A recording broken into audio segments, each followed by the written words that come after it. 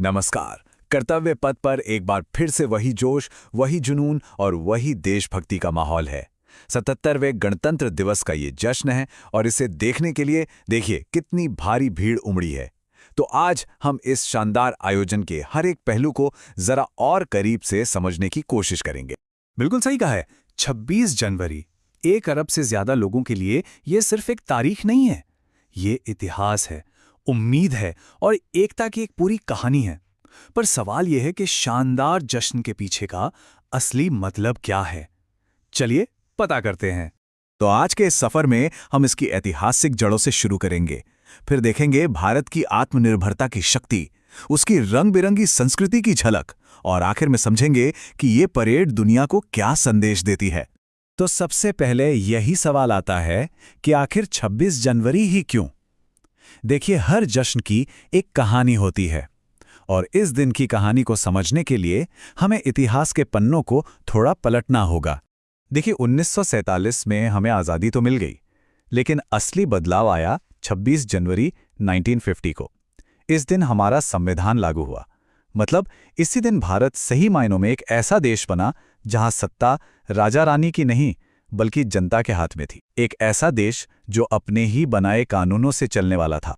तो ये जो हम शब्द सुनते हैं गणराज्य या रिपब्लिक, इसका मतलब क्या है? सीधा सा मतलब है कि अब भारत अपनी किस्मत का मालिक खुद था। देश का भविष्य अब किसी बाहरी ताकत के बजाय देश के लोगों और उनके बनाए संविधान के हाथों में था। अच्छा, अब आते हैं परेड के उस हिस्से पर जिसका हम सबको इंतजार रहता है, सैन्य शक्ति का प्रदर्शन। लेकिन एक बात समझनी होगी, यह सिर्फ ताकत का दिखावा नहीं है, यह देश की सुरक्षा और आत्मनिर्भरता की रणनीति का एक बहुत बड़ा ऐलान है।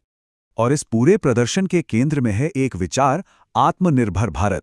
मतलब एक ऐसा भारत जो अपनी जरूरतों के लिए, खासकर रक्षा जैसी जरूरी चीजों के लिए खुद पर निर्भर हो। इस साल की परेड में यही आत्मनिर्भरता साफ साफ दिखाई दे रही है। और ये सिर्फ एक विचार नहीं है, ये अब एक हकीकत बन चुका है। ब्रह्मोस मिसाइल हो, अर्जुन टैंक हो या फिर आकाश मिसाइल सिस्टम, ये सब स्वदेशी हथियार इस बात का सबूत हैं कि भारत अपनी सुरक्षा के लिए अब किसी और पर निर्भर नहीं है। लेकिन सैन्य ताकत सिर्फ हथियारों से नहीं बनती, ये बनती है उन बहादुर जवानों के जज्बे से जो देश की सेवा करते हैं। और अशोक चक्र, जो भारत का सर्वोच्च शांतिकालीन वीरता पुरस्कार है, वो इसी जज्बे को सलाम करता है। इस साल ये सम्मान मिला है ग्रुप कैप्टन शुभांशु शुक्ला को। जरा इनकी कहानी सुनिए।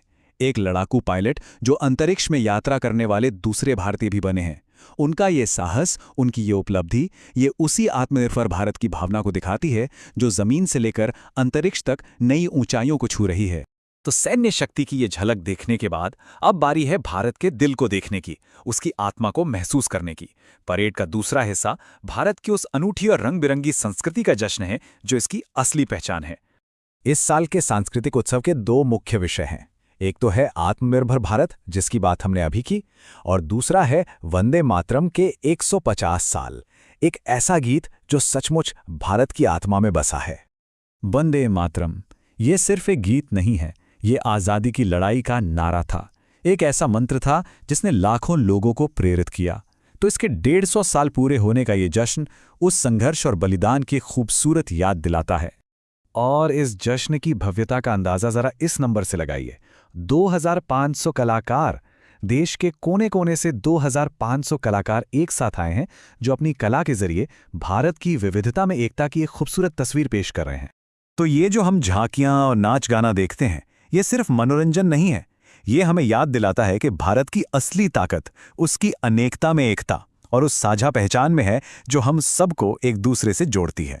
अच्छा, एक और जरूरी बात, ये परेड सिर्फ देश के लिए नहीं है, ये दुनिया के लिए भी एक संदेश है। और हर साल जो मुख्य अतिथि आते हैं ना, उनका चुनाव भारत की विदेश नीति और दुनिया में उसकी भूमिका का एक बहुत अहम संकेत होता है। इस साल भारत ने यूरोपीय परिषद के अध्यक्ष एंटोनियो कोस्टा और यूरोपीय आयोग की अध्यक्ष उर्सुला वॉन डेर लेयन की मेजबानी की है। ये एक बहुत ही महत्वपूर्ण कूटनीतिक संकेत है। भारत और यूरोपीय संघ के रिश्ते लोकतंत्र जैसी साझा मूल्यों पर टिके हैं। वो हमारे बड़े व्यापारिक भागीदार हैं और एक बड़े फ्री ट्रेड एग्रीमेंट पर भी काम कर रहे हैं। तो इन नेताओं की मौजूदगी इस दोस्ती को और मजबूत करने का वादा है, जो आज की बदलती दुनिया में भारत के बढ़ते कद को भी दिखाता है। तो जब हम इन सारी चीजों को, इतिहास, सैन्य ताकत, संस्कृति और कूटनीति को एक साथ रखकर देखते हैं तो एक साफ तस्वीर उभरती है। ये परेड सिर्फ एक उत्सव नहीं है, बल्कि ये भारत की कहानी है, अपनी जड़ों का सम्मान करते हुए भविष्य की ओर मजबूत कदमों से बढ़ने की कहानी। हर साल ये परेड देश की नई आकांक्षाओं, नई उम्मीदों को दिखाती है। तो जैसे जैसे दुनिया में भारत का कद बढ़ रहा है, ये देखना वाकई दिलचस्प होगा कि अगले साल भारत इस मंच से दुनिया को क्या नया संदेश देगा।